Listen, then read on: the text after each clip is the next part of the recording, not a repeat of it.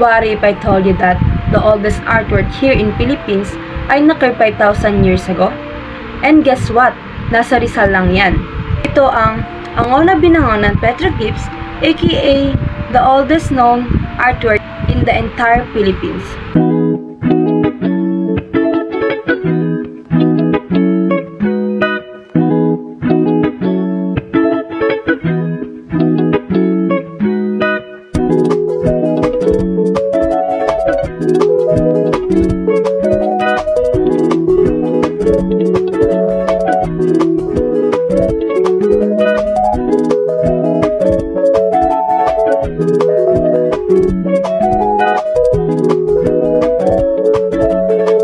Na-discover ito noong 1965 ni Carlos Botong Francisco, isang national artist for visual arts.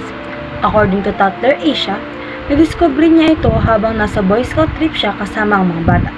Parang normal lang na araw, then suddenly, may nakita siyang kakaibang ukit sa bato.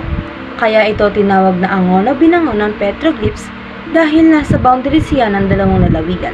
Ang entrance ay nasa Binangonan side, pero ang mismong rock shelter ay nasa Angono. Sabi ng archaeologists at ng National Museum, around 3,000 BCE pa ito, which mean more or less 5,000 years old. So ano nga bang nasa loob? May 100,000 rock and carvings, mga figures na mukhang tao, animal, shapes, and symbol. Simple lang yung drawing, bilog yung ulo, stick yung katawan.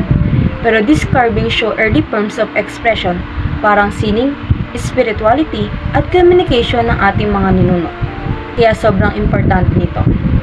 Before we had writings, scripts, or recorded history, our ancestors were already expressing themselves through art. Ito yung literal na proof na may identity at creativity na ang mga Pilipino thousands of years before colonization. Because of its value, the site was declared as National Cultural Treasure. Protected na siya ng National Museum and also part of World Inventory of Rock Art para hindi siya masira, mabandalize, o mawala sa next generation. Kaya kung may time ka or nasa Rizal ka, try to visit Angono Binangonan Petroglyphs.